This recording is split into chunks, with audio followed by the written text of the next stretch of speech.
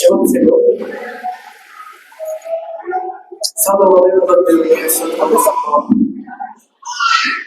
எங்கள் கண்மணி முதல் இந்த 7 வார்த்தைகள் தியானிக்கும்படியாக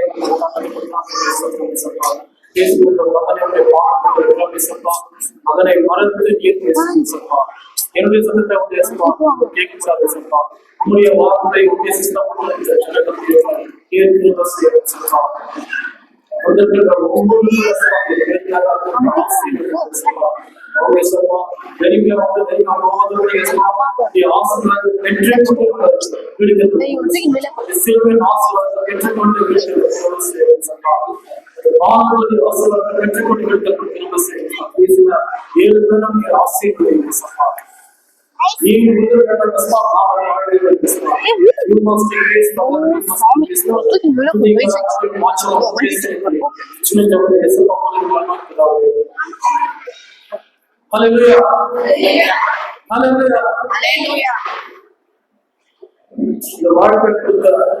அனைவருக்கும் இங்க அமர்ந்திருக்கின்ற அனைவருக்கும்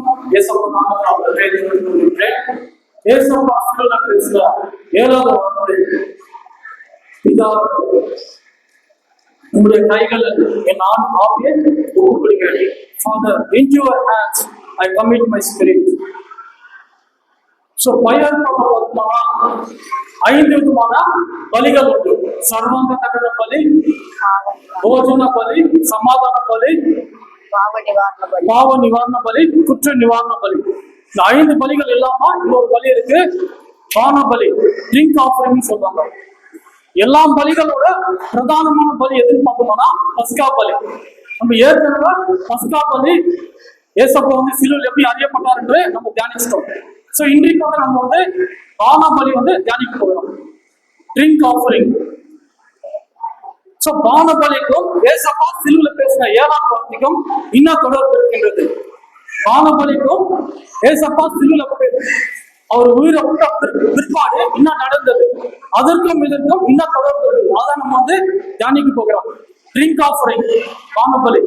சோ பானபலினா என்ன, பானபலி எப்படி செலுத்த வேண்டும், பானபலி யார் செலுத்த வேண்டும், பானபலி எங்க செலுத்த வேண்டும், பானபலியுடைய பர்பஸ் என்ன, பானபலி செலுத்துக்கு முன்பதாக அதனுடைய விதிமுறைகள் என்ன கடைபிடிக்க வேண்டும், கடைசி பானபலியுடைய ஆசீர்வாதம் என்ன, இதை நம்ம தியானிக்க போகிறோம். சோ பைபிள்ல ஒரு 2 எக்ஸாம்பிள் மட்டும் நம்ம பார்க்க போகிறோம். பழைய ஏற்பாட்டுல ஒரு எக்ஸாம்பிள், புதிய ஏற்பாட்டுல ஒரு எக்ஸாம்பிள். பழைய ஏற்பாட்டுல பாத்தீங்கன்னா யாக்கோபு பானபலி செலுத்தியிருப்பாரு. Genesis chapter 35 verses 1 to 14. ஆதியாகமம் 35ஆம் அதிகாரம் 1 இருந்து 14 வரை வாசிங்க சிஸ்டர். தேவன் யாக்கோபை நோக்கி, நீ எழுந்து பெத்தேலுக்கு போய் அங்கே குடியிருந்து நீ உன் சகோதரனாகிய ஏசாவின் முகத்திற்கு விலகி ஓடி போகிற போது உனக்கு தரிசனமான தேவனுக்கு அங்கே ஒரு பலிபீடத்தை உண்டாக்கு என்றார். அப்பொழுது யாக்கோபு தன் வீட்டாரையும் தன்னோட கூட இருந்த மற்ற அனைவரையும் நோக்கி, உங்களிடத்தில் இருக்கிற அந்நிய தெய்வங்களை விலக்கி போட்டு உங்களை சுத்தம் பண்ணி கொண்டு உங்கள் வஸ்திரங்களை மாற்றுங்கள். நாம் எழுந்து பெத்தேலுக்கு போவோம், வாருங்கள். எனக்கு ஆபத்து நேரிட்ட நாளில் என் விண்ணப்பத்துக்கு உத்தரவு அருளி செய்து நான் நடந்த வழியிலே என்னோட கூட இருந்த தேவனுக்கு அங்கே ஒரு பலிபீடத்தை உண்டாக்குவேன் என்றார். அப்பொழுது அவர்கள் தங்கள் கையில் இருந்த எல்லா அந்நிய தெய்வங்களையும் தங்கள் காதணிகளையும் யாக்கோபிடத்தில் கொடுத்தார்கள். யாக்கோபு அவைகளை சீகேம் ஊர் அருகே இருந்த ஒரு கர்வாலி மரத்தின் கீழே புதைத்து போனான். பின்பு பிரயாணம் புறப்பட்டார்கள். அவர்களை சுற்றிலும் இருந்த பட்டணத்தாருக்கு தேவனாலே பயங்கரம் உண்டானதினால் அவர்கள் யாக்கோபின் குமாரரை பின்தொடராதிருந்தார்கள். யாக்கோபும் அவனோட கூட இருந்த எல்லா ஜனங்களும் கானான் தேசத்தில் உள்ள பெத்தேல் என்னும் லூசுக்கு வந்தார்கள். அங்கே அவன் ஒரு பலிபீடத்தை கட்டி தன் சகோதரனுடைய முகத்துக்கு தப்பி ஓடின போது அங்கே தனக்கு தேவன் தரிசனமானபடியால் அந்த ஸ்தலத்திற்கு ஏல் பெத்தேல் என்று பெயரிட்டான்.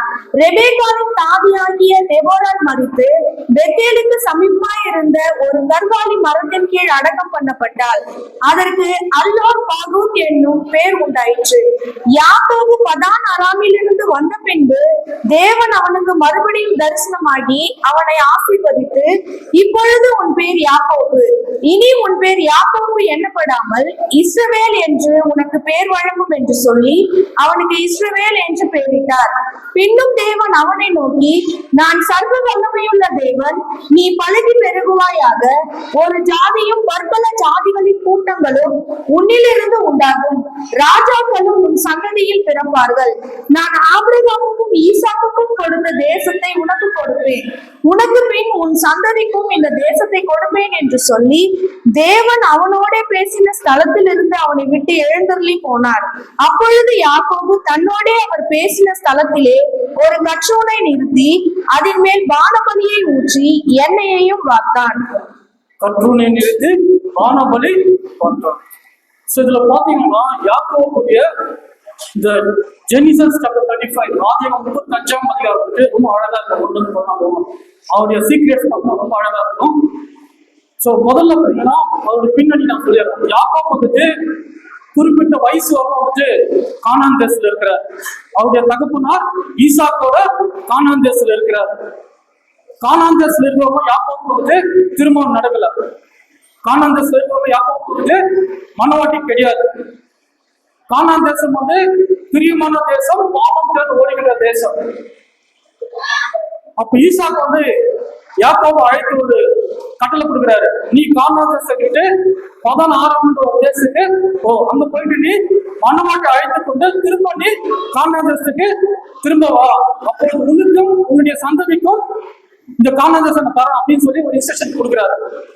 அப்போ யாக்கோபு என்ன பண்றாருன்னா கானான் தேசம் விட்டுட்டு கிளம்புறாரு. கிளம்பி வரும்போது யோர்தான் நதி வருது. சோ அதான் பார்டர், கானான் தேசத்துக்கு அதான் பார்டர் யோர்தான் நதி. அந்த யோர்தான் நதியை கடக்கிறாரு. சோ அந்த யோர்தான் நதியை கடக்கும் போது யாக்கோபு கையில் என்ன இருக்குன்னா ஒரு கோல் மட்டும் தான் இருக்கு. யாக்கோபு கையில ஒரு கோல் மட்டும் தான் இருக்கு.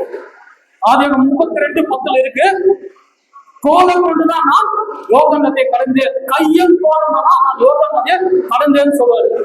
ஈசாக்கு வந்து சாதாரணமானவர் கிடையாது, பல கோடிக்கு அதிபதி. ஒரு நாடு அவருக்கு இருக்கு. இந்த கானான் தேசம் ஒரு நாடு வந்து ஈசா கிட்ட இருக்கு. இன்னைக்கு கிரேட்டஸ்ட் காஸ்ட்லியஸ்ட் சிட்டி இந்த வேர்ல்ட் அப்படின்னு நினைச்சீங்கன்னா கானான் தேசத்துல இருக்கிற தெல் அவிவ் அப்படின்ற அந்த பட்டணம் தான் காஸ்ட்லியஸ்ட் சிட்டி இந்த வேர்ல்டு. இஸ்ரேல் தான் இஸ்ரேல் பேர் தான் கானான் தேசம். முன்னாடி கானான் தேசம் தான் இப்போ வந்து இஸ்ரேல் பேர் வச்சாங்க. அந்த கானான் தேசத்துல இருக்க தெல் அவிவ் தான் வந்து காஸ்ட்லியஸ்ட் சிட்டி இந்த வேர்ல்டு. நூற்றுக்கணக்கான வேலைக்காரர்கள் ஈசா கிட்ட, ஏராளமான ஆடு மாடு ஃபேமஸ் காஃபி எல்லாமே இருக்கு. இது இல்லாம தேவன கத்தர் வந்து 100 மடங்கு ஆசீர்வதிச்சிருக்காரு ஈசாக்கோவை. ஆனா யாக்கோபு யோர்தான் நதியை கடக்கும் போது எப்படி கிடைக்கிறாரு? கையும் கோலுமா தான் கிடைக்கிறாரு. சோ கோல் எதை அடையாளப்படுத்துது? சோ வேத வசனம் வந்துட்டு ஓமைகளாக எழுதப்பட்டிருக்கு அப்படின்னு சொல்லி சங்கீதம் 78:2 சொல்லுது. சோ ஓமனா பேரபிள்ஸ், உபமானம் அப்படின்னு சொல்றாங்க தெலுங்குல. சோ பேரபிள்ஸ் அப்படின்னா மத்தேயு 13:11 சொல்றாரு. ஏசப்பா வந்து பரலோக ராஜ்யத்தின் ரகசியங்கள் அப்படின்னு சொல்றாரு. பேரபிள்ஸ் உபமானம், ஓமைகள் என்றால் பரலோக ராஜ்யத்தின் ரகசியங்கள். சோ இப்ப அந்த யோர்தான் நதியை கடக்கும் போது யாக்கோபு என்ன இருக்கு? கோல் மட்டும் தான் இருக்கு. சோ கோல் எதை அடையாளப்படுத்துது என்றால் ஏசாயா 11:4 சொல்லுது, கோல் வந்து வார்த்தை அடையாளப்படுத்துது. சோ தேவனுடைய வார்த்தையெல்லாம் கோல் அடையாளப்படுத்துது. அப்ப யோர்தான் நதி எப்படி கடந்தாரு? யாக்கோபு வார்த்தையை கொண்டுதான் கடந்தாரு. 16 போயிட்டாரு. அங்க முதல்ல பாக்குற மனோடி யாருன்னு பாத்தீங்கன்னா ரேச்சலை பாக்குறாரு, ராகேல். சோ ராகேல நேசிக்கிறாரு. அவங்க அப்பா பேசுறாரு, நான் ரேச்சலை நேசிக்கிறேன், நான் வந்து திருமணம் செஞ்சுக்கணும் அப்படின்னு சொல்லி கேட்கிறாரு. அவர் என்ன சொல்றாரு? 7 வருஷம் ஆகட்டும் ஆடு மேய் அப்படின்னு சொல்றாரு. சோ 7 வருஷம் முடிஞ்ச பிற்பாடு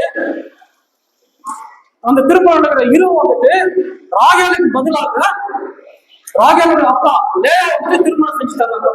மறுநாள் காலையில தான் வந்து யாக்கோபு தெரிஞ்சது வந்துட்டு ரேச்சல் கிடையாது, லேயா வந்து திருமணம் செஞ்சு கொடுத்துட்டாங்க அப்படின்னு.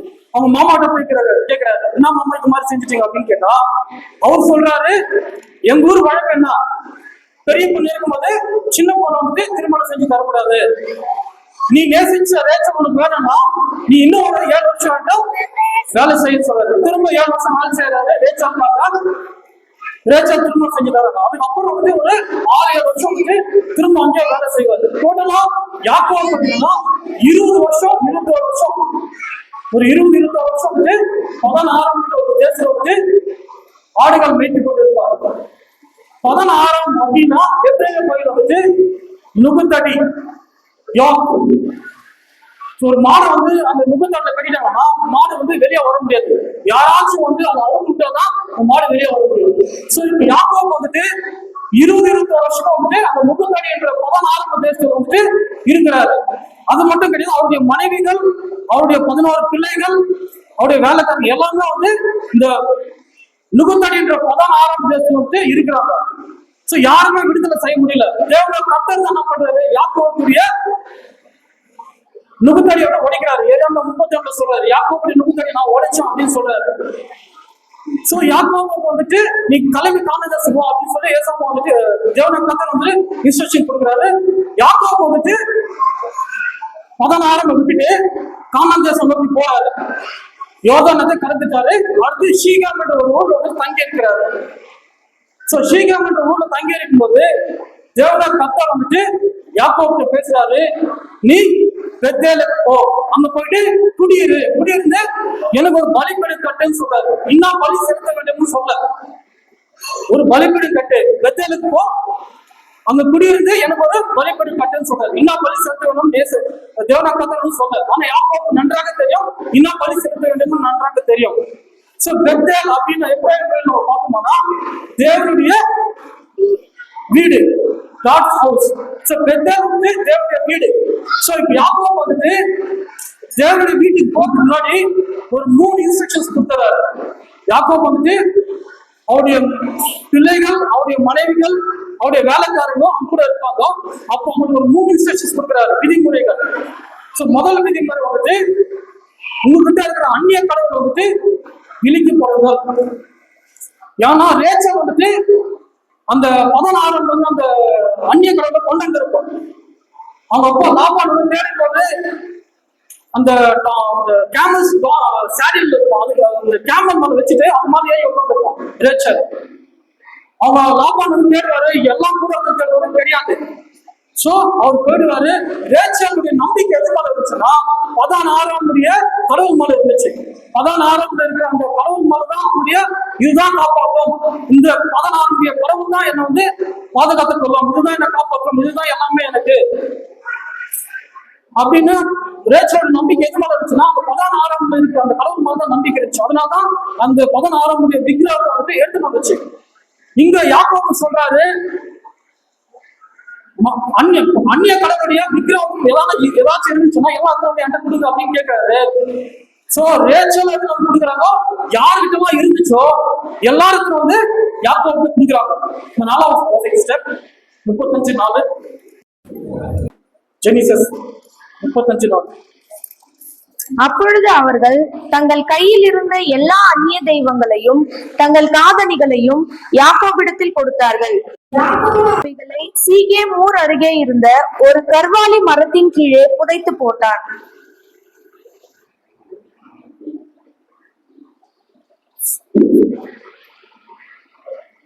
சோ இப்போ வந்துட்டு ரேச்சல் வந்துட்டு அவங்க கிட்ட இருந்த அந்த அந்நிய கடவுளுடைய உருவம் வந்து எடுத்து கொடுத்துறாங்க. அது மட்டும் கிடையாது, யாருக்கிட்ட இருந்துச்சு அவங்க மனைவி கிட்ட, அவங்க பிள்ளைகள் கிட்ட, அவங்க வேலைக்காரங்கிட்ட யாருக்கிட்ட அந்த அந்நிய கடவுளுடைய உருவம் இருந்துச்சு எல்லாருக்கும் வந்து யாக்கோபு கொடுக்குறாங்க. அது மட்டும் கிடையாது, காது, இயரிங்ஸ் அதுல வந்து அந்த சிம்பிள் இருக்கும், அதுக்கு வந்து யாக்கோபு கொடுக்குறாரு. யாக்கோபு என்ன பண்றாரு, கருவாலி மரபு அடியில நோண்டி புதைச்சிறாரு.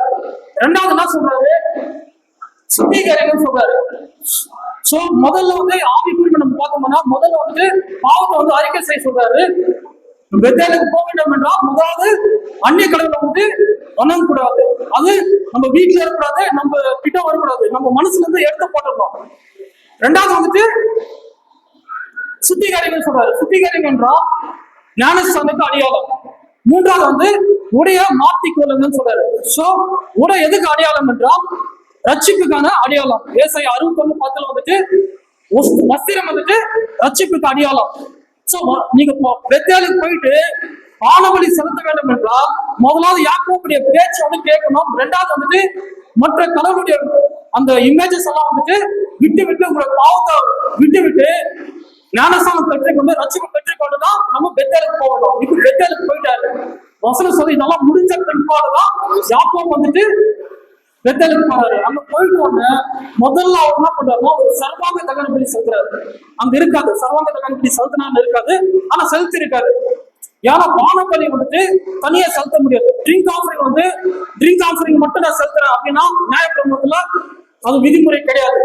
நீ ட்ரிங்க் ஆஃபரிங் செலுத்த வேண்டும் என்றால் முதலாவது சர்வாங்க தகன பலி செலுத்த வேண்டும், போஜன பலி செலுத்த வேண்டும். அது மாதிரி பலிகள் செலுத்தினாதான் பானபலி செலுத்த முடியும். சோ முதலாவது யாக்கோபு என்ன பண்றாரு, ஒரு ஆட்டுக்குட்டியை வந்துட்டு பலி செலுத்துறாரு. பலி செலுத்தின வந்துட்டு தேவன கர்த்தர் வந்துட்டு மீண்டும் யாக்கோபை தரிசிச்சுட்டு யாக்கோபு வந்துட்டு சொல்றாரு, உன்னுடைய பேர் யாக்கோபு கிடையாது. யாக்கோபுன்னா அர்த்தம்,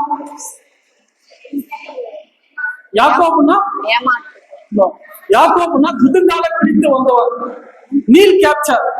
ரெபேக்கா கர்ப்பம் தரிக்கும் போது முதலாவது ஏசா வெளியே வருவாரு. ஏசாவோட காலை பிடிச்சுதான் யாக்கோபு வெளியே வருவாரு. ரெண்டு பேருமே டீம்ஸ், ஏசா யாக்கோபு வந்து டீம்ஸ்.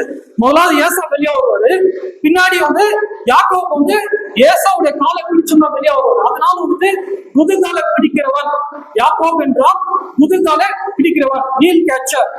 இப்ப தேவனா கதை சொல்றாரு, உன்னுடைய பேர் யாக்கோபு கிடையாது, உன்னுடைய பேர் இஸ்ரேல். நீ இனிமேல் உன்னுடைய பேர் என்ன, யாக்கோபு கிடையாது, இஸ்ரேல். நீ குதிங்கால பிடிக்கிறவன் கிடையாது. இஸ்ரேல் என்றால் தேவனோட கூட சேர்ந்து ஆளுகை செய்கிறவன். நீ இனிமேல் நீ குதிகால பிடிக்கிறவன் கிடையாது, நீ தேவனோட கூட சேர்ந்து ஆளுகை செய்கிறவன். அதனால இஸ்ரேல் என்ற பேர் வைக்கிறான் அப்படின்னு சொல்லிட்டு யாக்கோபோட பேர் வந்து இஸ்ரேல் மாத்துறாரு. தேவனா கர்த்தர் யாக்கோபு ஆசீர்வதிச்சுட்டு தேவனா கர்த்தர் பரலோகத்துக்கு போயிடுவாரு. உடனே யாக்கோபு என்ன பண்றாரு, பானபலி செலுத்துறாரு. பானபலி எப்படி செலுத்த வேண்டும் அப்படின்னு நம்ம பார்த்தோம்னா, ஒரு ஆடு பலி செலுத்தலாம். ஒரு ஆடு வந்து சர்வாங்க தகன பலி செலுத்தலாம். பானபலியாக 4 படி திராட்சை ரசம் செலுத்த வேண்டும்.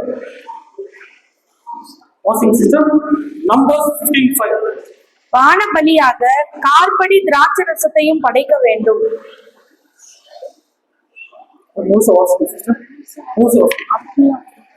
பானபலி வந்து 4 படி திராட்சை ரசம் செலுத்த வேண்டும். அப்படின்னா முதலாவது சர்வாங்க தகன பலியாக ஒரு ஆட்டுக்குட்டியை பலி செலுத்திருப்பாரு. அது செலுத்தின பிற்பாடு பானபலி செலுத்துறாரு. பானபலினா கிரேப் ஜூஸ் இருக்குல்ல, ஒரு படி திராட்சை ரசம் என்றால் 4 லிட்டர் 400 ml. ஒரு படி திராட்சை ரசம் என்றால் யூதர்கள் அந்த டைம்ல அந்த கணக்கு வந்துட்டு ஒரு படி திராட்சை ரசம் வந்துட்டு 4 லிட்டர் 400 ml வந்து ஒரு படி. 4 படி திராட்சை ரசம் என்றால் 1 லிட்டர் 100 ml திராட்சை ரசம் வந்துட்டு யாக்கோபு வந்துட்டு பானபலியில செலுத்துறாரு. பானபலி செலுத்திட்டாருன்னா அவருக்கு இதுவரையிலும் இருந்த எல்லா பிரச்சனைக்கு ஒரு முடிவு வந்துச்சு. அவர் இதுவரையிலும் பட்ட கஷ்டங்கள், இதுவரையிலும் இருந்த அடிமைத்தனை எல்லாத்துக்கும் வந்துட்டு முடிவு வந்துச்சு. அவர் வந்து இப்போ கானான் தேசத்துக்கு வந்துட்டாரு. கானான் தேசத்துல தேவனுடைய வீட்டுல வந்துட்டு பானபலி செலுத்துறாரு. பானபலி செலுத்துறாருன்னா அவருடைய ஆசீர்வாதம் என்ன, இனிமேல் வந்துட்டு ஜாய், செலிப்ரேஷன், கொண்டாட்டம், இலைப்பாறுதல் கொண்டாட்டம் தான் அவருடைய ஆசீர்வாதம். இதுதான் வந்து யாக்கோபு செலுத்தின பானபலி. இப்போ புதிய ஏற்பாட்டுல ஏசப்பா வந்துட்டு எப்படி பானபலி செலுத்தினாரு சொல்லிட்டு நம்ம முடிக்க போறோம். ஏசப்பா வந்துட்டு இப்போ நான் உங்களுக்கு இந்த எக்ஸாம்பிள் பாத்தீங்களா, யாக்கோபு எக்ஸாம்பிள் பாத்தீங்களா, யாக்கோபு வந்து ஏசப்பாக்கு அடையாளமா இருக்கிறாரு. ஈசாக்கு வந்துட்டு பிதாக்கு அடையாளமா இருக்கிறாரு. கானான் தேசம் வந்து பரலோகத்துக்கு அடையாளமா இருக்குது. 16 வந்து இந்த உலகத்துக்கு அடையாளமா இருக்குது.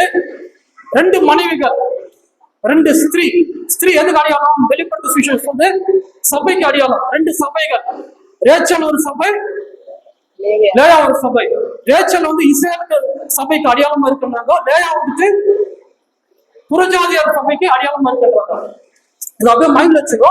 ஏசப்பா எப்படி பானபலி செலுத்தினாரு அப்படின்னு நம்ம பார்க்க போறோம். ஏசப்பா வந்துட்டு குறிப்பிட்ட வருஷம் வரணும் பரலோக ராஜ்யத்துல இருக்கிறாரு. அவருடைய தகப்பனார் பிதாவோட பரலோக ராஜ்யத்துல இருக்கிறாரு. பரலோக ராஜ்யத்துல இருக்கிறவ மனவாட்டி கிடையாது. பரலோகம் வந்துட்டு விவரிக்க முடியாத மாட்டாரு.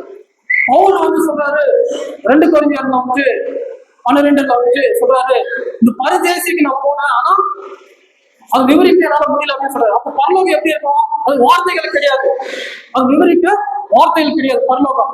அப்படிப்பட்ட தேசத்துல ஏசப்பா இருக்கிறாரு. அப்படி பிதாவுக்கு ஏசப்பா சொல்றாரு, நீ பரலோகத்தை விட்டுட்டு பூமிக்கு போ, பூமிக்கு போயிட்டு மனவாட்டி அழைத்து கொண்டு திரும்ப நீ பரலோகத்துக்கு அப்போது உனக்கும் சந்ததிக்கும் இந்த பரலோக ராஜ்யத்தை நான் தரேன் அப்படின்னு சொல்றாரு. ஏசப்பா பரலோக ராஜ்யத்தை விட்டு வர்றாரு. எப்படி யாக்கோபு வந்துட்டு கானான் தேசத்தை விட்டு கிளம்பினாரோ, அந்த யோர்தான் நதியை கடக்கும் போது எப்படி கடந்தாரு? கையும் கோல் தான் கடந்தாரு. கோல் எதை அடையாளப்படுத்துது? வார்த்தை அடையாளப்படுத்துது. ஏசப்பா வந்து பரலோக ராஜ்யத்தை விட்டு வரும்போது கன்னி மரியம்மா வயிற்றுல வந்து கர்ப்பம் தரிக்கிறாரு. கர்ப்பம் தரிக்கிறப்போ எப்படியாக யாக்கோபு வந்துட்டு கானான் தேசத்தை விட்டு அந்த யோர்தான் நதி கடக்கும் போது கோலோட கிளம்பினாரோ, அதே வண்ணமாக ஏசப்பா அந்த பரலோக ராஜ்யத்தை விட்டுட்டு வரும்போது கன்னி மரியம்மா வயிற்றுல வந்துட்டு கர்ப்பம் தரிக்கிறாரு. கர்ப்பம் தரிக்கிறப்போ யோவான் 1ஆம் அதிகாரத்துல சொல்லுது, ஆதியிலே வார்த்தை இருந்தது. ஒரு கோல் எதை அடையாளப்படுத்துது? வார்த்தை அடையாளப்படுத்துது.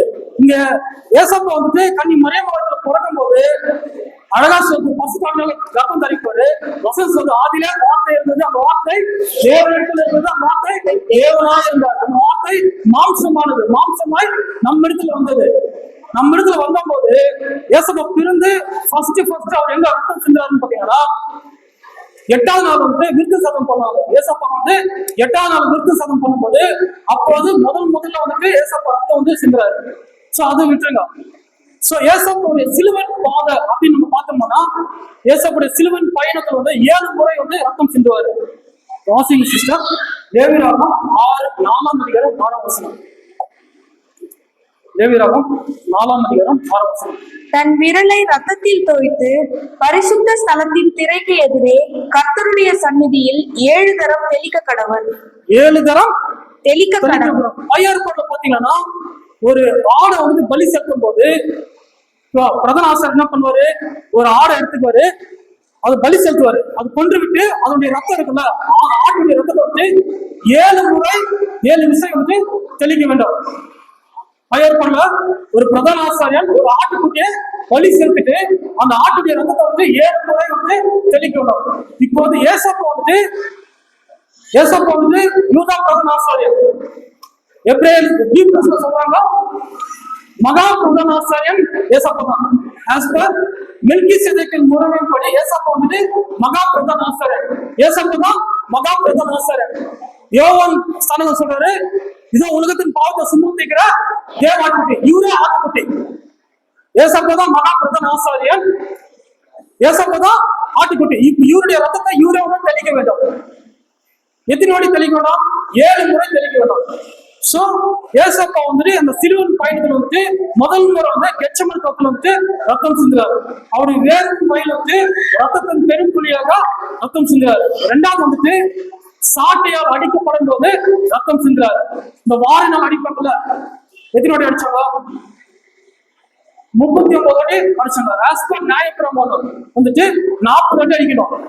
உபாகம் 25:3 வந்துட்டு நியாயப்பிரமாணத்துப்படி 40 அடி அடிக்கணும். சோ ஏன் 39 அடிச்சாங்கன்னா, ஒரு அடி எக்ஸ்ட்ரா அடிச்சிட்டாங்கன்னா, 41 தெரியாம ஒரு அடி எக்ஸ்ட்ரா அடிச்சிட்டாங்கன்னா அடிக்கிறவங்க மேல அந்த பாவம் போயிடும். அதனால வந்து எப்பவுமே வந்து ஒரு அடி குறைச்சுதான் அடிப்பாங்க. சோ ஏசப்பா வந்துட்டு 39 வாட்டி அடிச்சாங்க. சோ நீங்க மூவிஸ்ல பாக்குற மாதிரி இந்த அடிக்கும் போது சாட்டையில வந்துட்டு அந்த இரும்பெல்லாம் போட்டு டேபிள் மேல போட்ட உடனே அதை போட்டு ஈர்க்கிற மாதிரி அதெல்லாம் கிடையாது. சோ ஏசப்பா அந்த கொக்கி இரும்பெல்லாம் கிடையாது. ஏசப்பா அடிக்கும் போது வந்துட்டு அந்த சாட்டையில வந்து 9 கயிறு இருக்கும். சாட்டில வந்துட்டு 9 கயிறு இருக்கும். ஒவ்வொரு கயிறுல வந்துட்டு இந்த கல் பாறை உடைச்சா கல் வரும்ல, பீஸ் கூறு, அந்த கல்லை வந்து கட்டியிருப்பாங்க. ஒரு சாட்டில வந்துட்டு 9 கயிறு இருக்கும். அந்த கயிறுல வந்துட்டு கல்கள் வச்சிருப்பாங்க. கல் எதை அடையாளப்படுத்தும்? நியாயப்பிரமாணத்தை அடையாளப்படுத்துது. சோ யூத ரபிங்க வந்துட்டு ஏசப்பா வந்துட்டு அந்த சாட்டில வந்துட்டு 9 கயிறுகள் வச்சு அந்த கயிறுல வந்துட்டு 9 கயிறுல வந்துட்டு கல் வச்சுட்டு தான் அடிச்சாங்க அப்படின்னு யூத ரபிமார்கள் சொல்றாங்க. ஒரு வாட்டி அடிச்சா 9 இடத்துல சதையை வந்து பிக்கும். சோ அது மாதிரி 39 வாட்டி அடிக்கும் போது 351 வாட்டி வந்துட்டு சதையை வந்து பிக்கும். சோ அப்போ வந்து ஏசப்பா ரத்தம் சிந்தினாரு. மூன்றாவது வந்துட்டு முள்முடி சூட்டம் படும்போது ஏசப்பா வந்து ரத்தம் சிந்தினாரு. நாலாவது வந்துட்டு கோலினால் அடிக்கப்படும் போது ஏசப்பா வந்து ரத்தம் சிந்தினாரு.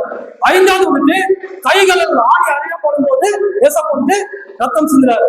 ஆறாவது வந்துட்டு கால்களில் ஆணி அறியப்படும் போது ஏசப்பா வந்து ரத்தம் சிந்தினாரு. 6 வாட்டி ரத்தம் சிந்திட்டாரு. 6 வார்த்தை பேசி முடிச்சிட்டாரு. 7வது வார்த்தை பேச போறாரு. பிதாவே இந்த கைகளில் என் ஆவியை ஒப்பு கொடுக்கிறேன் அப்படின்னு சொல்லி முடிச்சாரு. முடிச்சுட்டு தலையா சாய்த்து அவர் ஜீவனை விடுறாரு. ஒரு சோல்ஜர் என்ன பண்றான்? ஈட்டியால விழாவில குத்துறான். அப்படின்னாச்சு வாசிங்க சிஸ்டர். யோவான் 19:34. ஆகிலும் போர் சேவகரில் ஒருவன் ஈட்டியினாலே அவருடைய விழாவில் குத்தினான். உடனே ரத்தமும் தண்ணீரும் புறப்பட்டது. 7வது முறை அந்த சோல்ஜர் வந்து விழாவில் குத்தும்போது என்னாச்சு? ரத்தமும் தண்ணீரும் வெளியே வந்துச்சு. சோ ஏசப்பா முதல் முறை எச்சமெடுத்துக்குள்ள ரத்தம் சிந்தினாரு. 2வது வாரினால் அடிக்கப்படும் போது ரத்தம் சிந்தினாரு. 3வது வந்து முன்முடி சூட்டம் படும்போது ரத்தம் சிந்தினாரு. 4வது கோலினால் அடிக்கப்படும் போது ரத்தம் சிந்தினாரு. 5வது கைகள் ஆணி அறியப்படும் போது ரத்தம் சிந்தினாரு. 6வது வந்து கால்கள் ஆணி அறியப்படும் போது ரத்தம் சிந்தினாரு. 6 வார்த்தை பேசி முடிச்சாரு. 7வது வார்த்தை பேசி முடிச்சு அவர் உயிரை விட்ட பிற்பாடு ஒரு சோதனை வந்து வீட்டில் குத்த போறான். ஆனா 7வது வார்த்தை இன்னும் பேசி முடிக்கல. உயிர் இருக்கு. 6 வார்த்தை பேசி முடிச்சாரு. 7வது வார்த்தை இன்னும் பேசி முடிக்கல. ஆனா உயிர் இருக்கு. சோ ஒரு அந்த டைம்ல பாத்தீங்கன்னா 6 வார்த்தை பேசி முடிச்சாரு. 7வது வார்த்தை பேச போறாரு. ஆனா பேசி முடிச்சாலும் ஆயிடும், உயிர் பிரிஞ்சிடும். ஆனா உயிர் இருக்கு, இன்னும் 7வது வார்த்தை பேசல. என்ன நடக்கும்னா, ஒரு ஏசக்கூடிய சரீரத்துக்கு வந்து எவ்வளவு ரத்தம் இருக்குன்னு பாத்தீங்கன்னா, அந்த ஹார்ட் பம்ப் ஆகணும். ஏற்கனவே பிளட் வந்து ப்ளீட் ஆகிட்டா இருக்கு. சரீரம் முழுசு வந்துட்டு ப்ளீட் ஆகிட்டா இருக்கு. ஏன்னா உடம்பு முழுசு வந்து எப்படி இருக்கு? ரத்தமா சிந்தி இருக்காரு. ஓகேவா? அந்த ரத்தம் சிந்த போகும்போது பாடியில இருந்து பிளட் ப்ளீட் ஆகிட்டா இருக்கு ஒரு பக்கம். 6 வார்த்தை பேசி முடிச்சாரு. 7வது வார்த்தை பேச போறாரு. ஆனா கடைசி உயிர் இருக்கு. 7வது வார்த்தை பேசி முடிச்சாருன்னா உயிர் போயிட்டு அவர் உடம்புல எவ்வளவு ரத்தம் இருக்குன்னா 1 லிட்டர் 100 ml ரத்தம் இருக்குது. 1 லிட்டர் 100 ml ரத்தம் இருந்தா மட்டும்தான் அந்த ஹார்ட் வந்து பம்ப் ஆகும். கரெக்டா சோதனை 7வது முறை ஏசப்பா வந்து ரத்தம் சிந்துறாரு.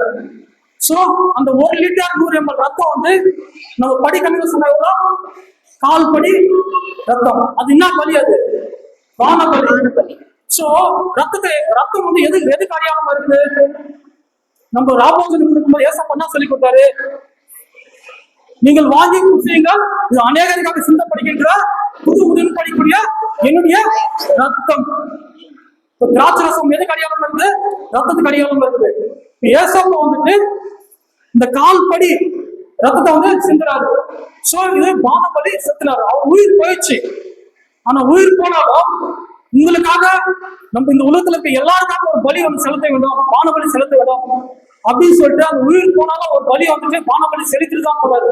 சோ பானபலி செலுத்தினாருன்னா நம்மளுக்கு என்ன கொடுத்துட்டு போறாரு? பரலோக ராஜ்யத்துக்கு லைசன்ஸ் கொடுத்துட்டாரு. பரலோக ராஜ்யத்துக்கு குடியுரிமை கொடுத்துட்டாரு, சிட்டிசன்ஷிப் கொடுத்துட்டாரு. சோ அப்போ நம்ம என்ன செய்யணும்? நம்மளுடைய பாவத்தை வந்து விட வேண்டும். யாரெல்லாம் ஏசப்பா விசுவாசிக்கிறதோ அவங்க என்ன பண்ணணும்? அந்நிய கடவுளை வணங்காமல் அது வீட்டுல இருக்கிறது மனசுல இருக்கிறது புதைச்சு போட்டு எல்லா பாவத்தை விட்டு ஞானசானம் பெற்றுவிட்டு ரட்சிப்பை பெற்றுக்கொள்ள வேண்டும். ஏசப்பா சொன்ன எல்லா கற்பனையும் வந்து கடைப்பிடிக்கணும். அப்போ கடைப்பிடிச்சா என்ன இருக்கு? பரலோக ராஜ்யம் இருக்கு. அதுக்கு ஏற்கனவே ஒரு பானபலி செலுத்திட்டாரு. ஆமென். சோ இப்போ ரத்தம் இருக்குல்ல, 2 நிமிஷத்துல முடிச்சிருக்காரு. சோ பானபலி வந்துட்டு செலுத்திட்டாரு. சோ ரத்தம் வந்து எதுக்கு அடையாளம்? திராட்சரசத்துக்கு அடையாளம். சோ பயற்பாடுல சொல்றாரு, ஜெனிசஸ் 9:4 சொல்லுவாரு, ஆதியாகமம் 9:4 வந்துட்டு மாம்சத்தை அதனுடைய உயிராக ரத்தத்தோட புசிக்காதன்னு சொல்றாரு. மாம்சத்தை வந்துட்டு அதோட உயிர் ரத்தத்துல என்ன இருக்கு? உயிர் இருக்கு. மாம்சம் சாப்பிடும் போது, எந்த மிருகத்தை சாப்பிடும் போது அந்த மாம்சத்தோட சேர்த்து ரத்தத்தை சாப்பிடாத. ஏன்னா ரத்தத்துல என்ன இருக்கு? உயிர் இருக்கு. நீ சாப்பிடாத. ஏன் அதை சாப்பிட என்ன ஆகும்? அந்த மிருகத்தின் ஜீவன் வந்து உனக்குள்ள வரும், மிருகத்தின் உயிர் வந்து உனக்குள்ள வரும். சோ மாம்சத்தை அதனுடைய ரத்தத்தை சாப்பிடாதுன்னு சொல்றாரு. ஆனா இங்க ராபோஜன் என்ன சொல்றாரு? நீங்கள் வாங்கி புசியுங்கள் அப்படின்னு சொல்லி அப்ப தப்பிட்டு தராரு. திராட்சை ரசத்தை கொடுக்குறாரு. சோ இங்க சேர்த்து சாப்பிடுறோம். ஏசப்போடைய மாம்சத்தை ஏசப்போடைய ரத்தத்தை சாப்பிட்டா யாருடைய ஜீவன் வரும்? ஏசப்போடைய ஜீவன் நம்மளுக்கு வரும். ஆமென், ஆமென். சோ இன்னொரு பாயிண்ட் சொல்லிடுறேன் உங்களுக்கு, கடைசி பாயிண்ட். சோ மரியம்மா வந்துட்டு கர்ப்பத்துல இருப்பாங்க. அப்ப எலிசபெத்தை போயிட்டு பார்ப்பாங்க. பார்க்கும்போது எலிசபெத் அழகா ஒரு வார்த்தை சொல்லுவாங்க. லூக்கா 1:42 ஸ்ரீகளுக்கு ஆசீர்வதிக்கப்பட்டவர்கள் கர்ப்பத்தின் கனி ஆசீர்வாதம் அப்படின்னு சொல்லுவாங்க. The fruit of the womb is blessed அப்படின்னு சொல்லுவாங்க. மரியம் வயித்துல இப்ப யாருக்குறாங்க? ஏசப்பா இருக்கிறாரு. வசனம் சொல்றது the fruit of the womb, கர்ப்பத்தின் கனி ஆசீர்வதிக்கும். என்ன கனி? கர்ப்பத்தின் கனி. மரியம் வயித்துல என்ன கனி இருக்கு? ஒரு ஃப்ரூட் இருக்கு. என்ன ஃப்ரூட்? ஜீசஸ் என்ற ஒரு ஃப்ரூட். கர்ப்பத்தின் கனி மரியமாவத்தில் இருக்கு. அதை சாப்பிட்டா ஆசீர்வாதம். கலாத்தியர் 3:13 சொல்லுது மரத்தில் தொங்கப்பட்டது யாரு? ஏசப்பா. அந்த ஃப்ரூட் எங்க தொங்கின இருக்கு? மரத்தில் தொங்கின இருக்கு. மாமா மரத்தில் தானே கனி இருக்கும். இப்ப அந்த சிலுவைன்ற மரத்தில் யார் தொங்கின இருக்குது? ஏசப்பா தொங்கின இருக்கு. அந்த ஃப்ரூட்டை சாப்பிட்டா என்ன கிடைக்கும்? நமக்கு நித்திய ஜீவன் கிடைக்கும். ஆமென், ஆமென். சின்ன ஜெபத்தை செய்யலாம். சர்வவல்லமை சப்பா 7 வார்த்தை கேட்ட ஒவ்வொரு மக்களையும் நீ ஆசீர்வாதம் பேசுவா. பேசின ஒவ்வொரு ஆசீர்வாதம் பேசுவா. இந்த வார்த்தை கேட்ட ஒவ்வொரு ஆசீர்வாதம் பேசுவா. சிலுவின் ஆசீர்வாதம் இங்க பெற்றுக்கொண்டே சப்பா. சமாதானத்தோட உங்களுடைய ஆசீர்வாதத்தோட இங்க சப்பா விடுதலை பேசுவா. இந்த வாழ்க்கை அனைவருக்கும் நன்றி சப்பா. நான் பேசுறது யாரும் தவறாக இருந்தா தயவாக மன்னித்து ஏற்றுக்கொண்டு சப்பா. பவுல் சொன்னபடி வேத வசனத்தை ஆராய்ந்து பார்த்து நலமானதை பிடித்துக் கொள்ளுங்க சார். பிடித்துக் கொள்ள ஞானத்தை சின்ன ஜப தேச போகிறது.